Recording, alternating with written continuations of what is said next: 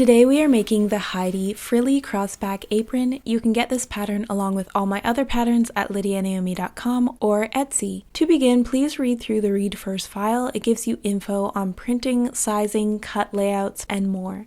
Seam allowance is included in all my patterns, and for this one, it's 1/2 inch or 13 millimeters everywhere, unless otherwise mentioned. Today I'm making a size small with a printed cotton. There are two pocket methods. For the first one, we will cut or fold at the lower guideline. And don't mind if this guideline goes beyond the edge of the pattern, just cut out your pattern. For the first method, I'm going to fold it at the lower guideline, and this would be for a fabric that is double-sided like a yarn-dyed linen or cotton, such as this lovely gingham. You will see how this method would actually show the wrong sides of the fabric if you use a printed fabric like I'm doing. Start by folding the pocket ruffle wrong sides of the fabric together and press. Then you're going to increase to your largest stitch on your machine and sew a pair of basting stitches along the raw edge of each piece, and sew within the 1/2 inch or 13 millimeter seam allowance. Next, you're going to gather the ruffle to match the pocket width, and make sure you don't gather the very edges, leave them a little bit more flat because that area is going to be folded in and top stitched. Next, you're going to take your pocket bag and fold in the top at a 1/2 inch or 13 millimeters, then 1.5 inches or 3.8 centimeters, right sides of the fabric together and press.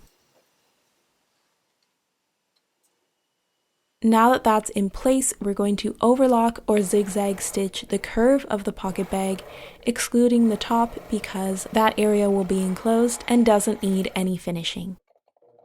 Line up the right side of the gathered edge of the ruffle to the wrong side of the top edge of the pocket and sew at 1/2 inch or 13 millimeters.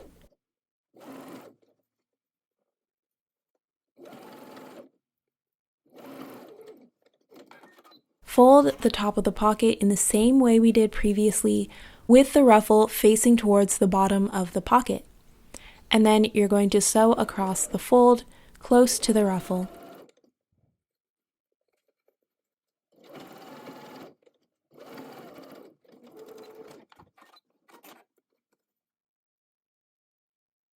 Then increase your stitch length to its highest length and stitch a basting stitch around the bottom curve of the pocket at about a 1/4 inch or 6 millimeters from the edge. This will be really helpful for turning in the curves of the pocket bags neatly.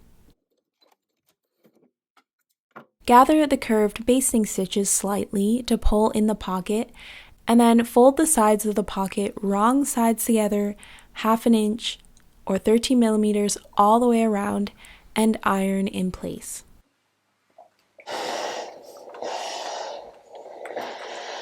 This pocket is now ready to sew to the skirt. For method 2, it involves the entire height of the pocket pattern, and this is for a single-sided fabric like my sample fabric here. Once you cut it out, make sure you snip all the notches and just disregard the guideline that I'm highlighting with a pink marker, as that's for method 1. Start by folding the pocket wrong sides together at the second pair of notches from the top.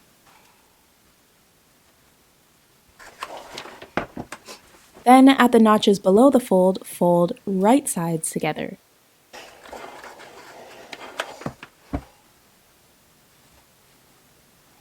Then you can unfold this and overlock the top edge of the pocket, and then refold at the second notches and sew this area down along the edge.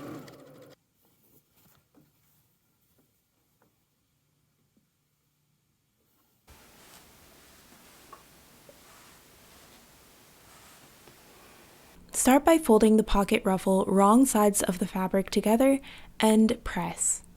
Then you're going to increase to your largest stitch on your machine and sew a pair of basting stitches along the raw edge of each piece, and sew within the 1/2 inch or 13 millimeter seam allowance. Gather the pocket ruffles to match the width of the pocket Then place the raw edges of the ruffle under the fold on the right side and make sure no stitches on the ruffle are showing, and then you can top stitch through all layers.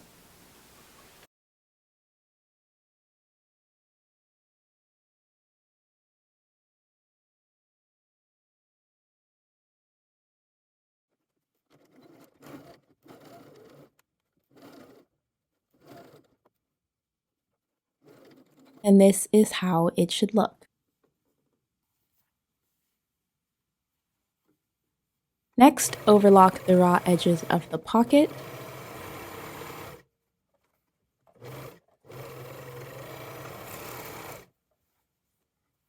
Then stitch a basting stitch around the bottom curve of the pocket, about 1/4 inch or 6 millimeters from the edge. This just helps to evenly fold in the curve.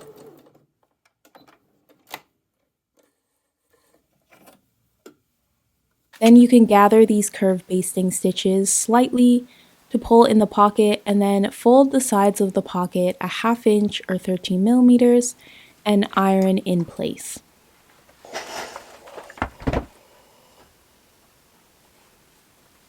Now these pockets are ready to apply to the skirt. Next, you're going to take your skirt piece and make sure you've marked the drill points on the skirt for the pocket, and then line up the pocket over these points and stitch the completed pocket to the apron at the drill marks close to the edge of the pocket. And instead of backstitching, sometimes I pivot my work 180 degrees like they did in the olden days before there was a backstitch function, and I find this can create a really neat start, especially for thicker areas.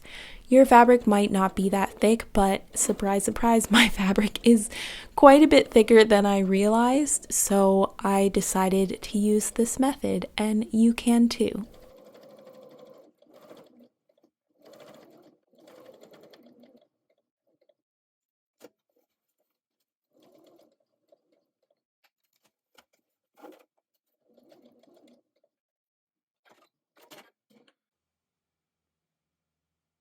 And this is how your skirt should look with the pockets applied. Take one of the 3 skirt ruffle pieces, piece 7, and fold it in half to mark the center with a notch snip. It can also help to mark this snip with pins so that it doesn't get lost in the gathers that we're about to sew. Place it right side down, then line up the short ends of the other 2 skirt ruffles wrong sides together. And what we're going to do is sew 2 French seams along the short ends, and you're going to sew at 1/4 inch or 6 millimeters to begin this French seam. Next, you're going to trim down the seam allowance to no less than 1/8 or 3 millimeters, and press the seam to one side. Then place each seam right sides together, folding right at the seam, and stitch at 1/4 inch or 6 millimeters seam allowance. And you'll see on the right side how it is completely clean and the wrong side is completely enclosed. Then you can press your completed French seam to either side. Next, we're going to finish one long side with 1/4 inch or 6 millimeter fold twice, or you could also use a hem rolling foot to finish one edge. I like to press just 1/4 inch up, and then when I get to the machine, it's easy to turn it over as I sew. Also, when you get to those French seams, snip 1/4 inch from the edge and then another 1/4 inch from the fold so that we can alternate the orientation of the seam allowance to reduce bulk.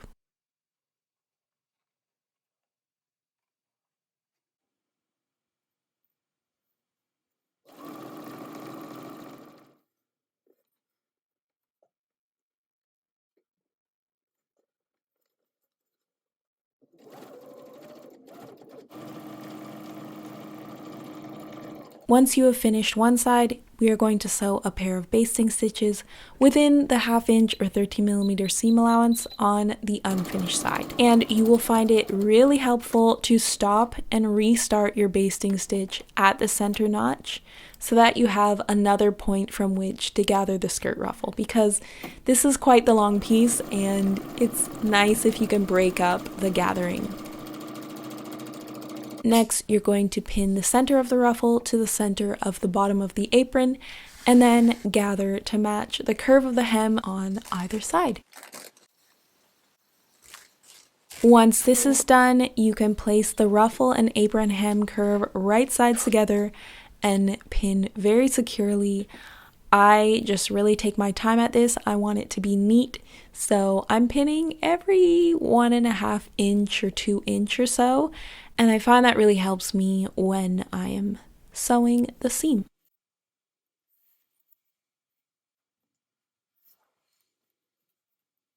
So you're going to sew together with a 1/2 inch or 13mm seam allowance.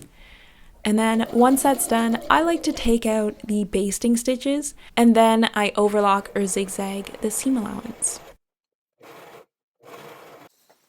Once this is done, you can orient the seam allowance towards the skirt and top stitch on the skirt close to the seam. Now that your skirt ruffle is all done with the pockets, it's looking good, we're going to sew a pair of basting stitches along the top of the skirt assembly, again within that 1/2 inch or 13mm seam allowance. Next, we're going to take our waistbands and apply fusible interfacing to the wrong sides of the waistband. And just a little note, I suggest cutting the inner waistband in a satin and make sure that you cut it with a grain line that is on the pattern piece so that the waist ties will easily glide through. And also note that I marked each notch and I marked the top and bottom of the waistband because it's very important for knowing which part of the apron to apply it to. Next, we're going to fold in the top edge a 1/2 inch. So this is the side with the strap notches. And do this for both inner and outer waistband at 1/2 inch or 13mm. Gather the skirt so that the skirt edge, not the frill edge, lines up at the waistband apron edge notch. And line up the bottom edge of the outer waistband with the gathered edge of the apron lining, lining up the center and single apron edge notches. Pin this very securely, and then turn over and apply the satin waistband in the same way, and make sure that it's the apron edge side and not the bib strap side, which is pre-folded. And just really make sure that you pin this area very securely because we're sandwiching gathers between 2 layers. And also make sure that you pin beyond the skirt area all the way to the top side until you get to the skirt ruffle edge. And we're going to sew at a 1/2 inch or 13mm seam allowance all the way around, back stitching just before hitting the skirt ruffle edge.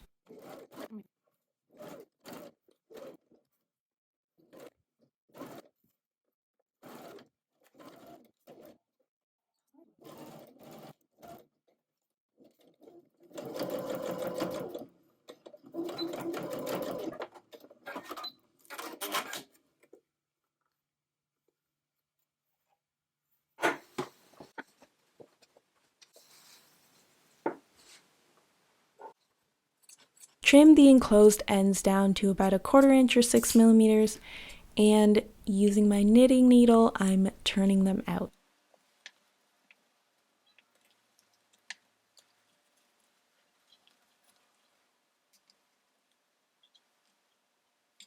Carefully press these areas and also press the waistband away from the skirt.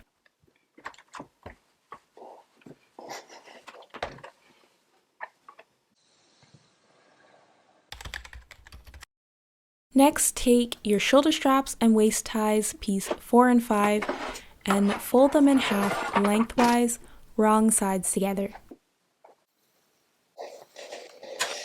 On just the shoulder straps, which are piece 4, the shorter piece, fold and press in one edge each a 1/2 inch or 13 millimeters. Then fold your waist ties, piece 5, right sides together and sew along the raw edges at 1/2 inch or 13 millimeters seam allowance, leaving one short end open on each piece. And make sure this is the waist tie piece, which is the longer piece, which is piece 5. Trim down to a 1/4 inch and then you're going to turn it out. And you can see that pre-fold that we did really helps make it neat when you're pressing it. Take your 4 shoulder ruffles and place 2 together, right sides together, and this is piece 6. And you're going to sew along the curved edge at 1/2 inch or 13 millimeters seam allowance.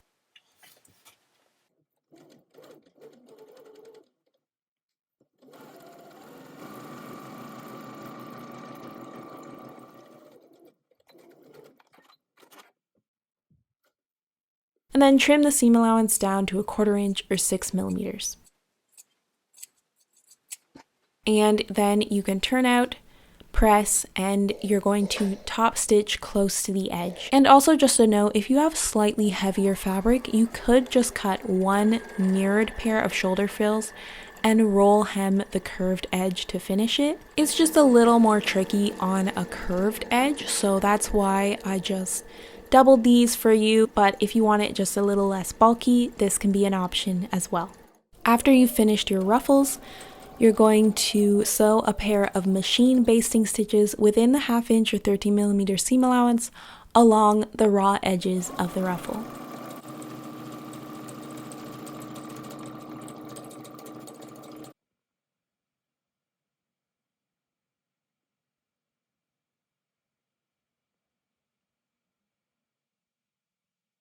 Then gather each ruffle to match the length of the shoulder strap from edge to notch.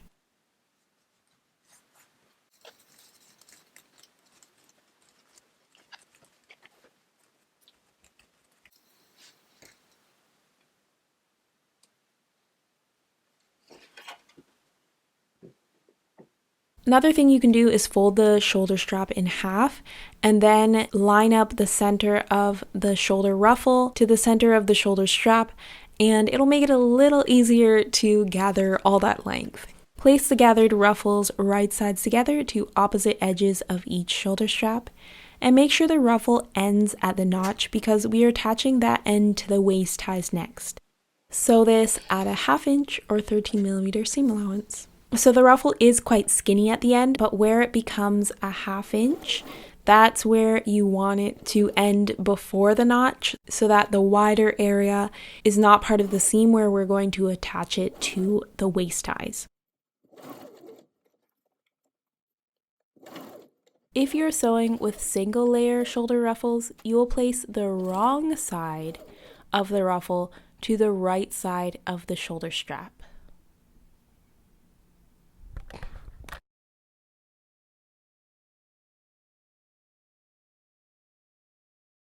Next, we're going to line up the open ends of the waist ties along each center fold of the shoulder straps and fold the shoulder straps right sides together with the waist ties sandwiched in and the seam allowance of the straps folded back.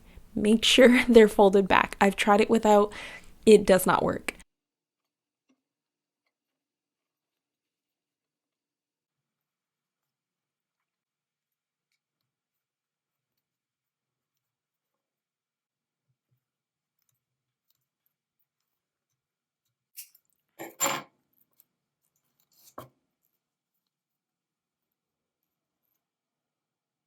Sew this at a 1/2 inch or 13 millimeter seam allowance, and this is how it should look when you're done. Once you turn it out, everything's already turned in on the shoulder strap, and it just allows you to now pin the fold of the shoulder strap over the seam allowance of the shoulder ruffle seams, and everything's very neat and tidy.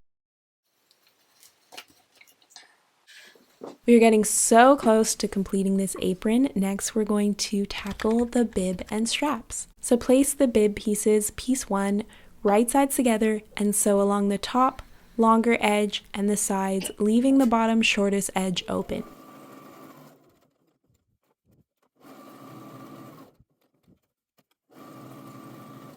Trim the corners and also trim the seam allowance down to about 1/4 inch or 6 millimeters. Turn out and press it. Then along the finished side edges of the bib, we're going to mark 1/4 inch or 6 millimeters from those edges and line up the straps along this marking so that they're overlapping the sides of the bib by 1/4 inch or 6 millimeters. The short raw edges of the shoulder straps should align with the open raw edge of the base of the bib. Then we're going to sew this all together, and we're also going to sew the straps as well and sew it all in one go. Starting at the bib hem, sew close to the edge of the strap along the bib and continue up the entire length of the shoulder strap / ties. Pivot across the ends and come back around to sew the open frill seam.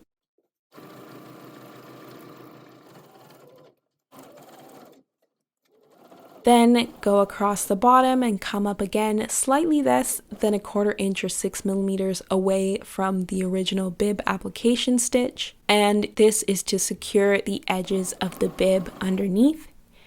Pivot at the top of the bib and sew across the bib edge.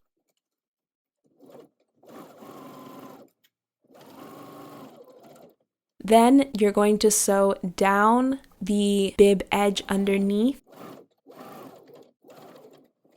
and then up close to the edge of the strap,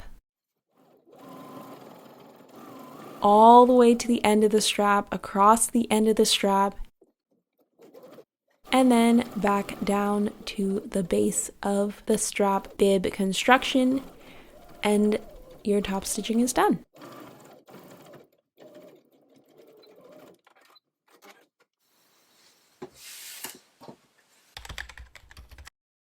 We have come to the final assembly.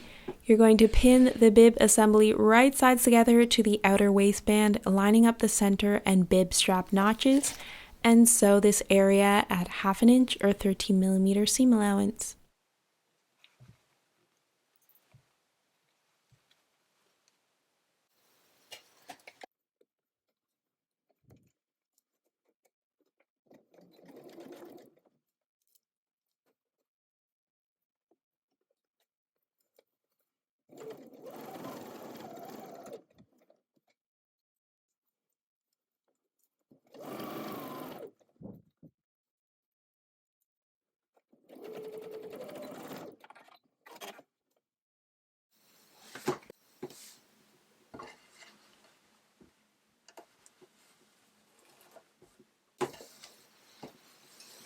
Fold in the ends of the waistband to line up with the end of the skirt ruffle and pin in place. Those are the loops.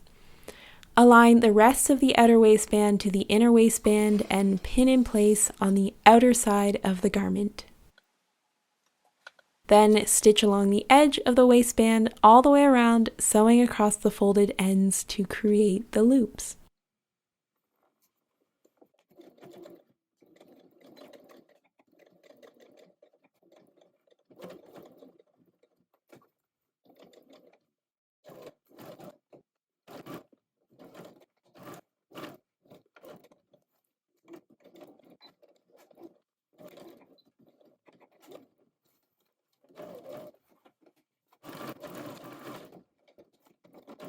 And that is your final stitch of the Heidi frilly crossback apron.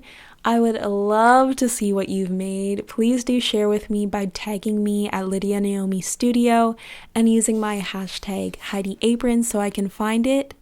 And I also want to show you how you would feed the waist ties through the back waist loops. So you just feed opposite ones through and make sure they're flat so that they don't twist on your shoulders, and you can tie together, adjust it as you see fit, and that is your apron complete.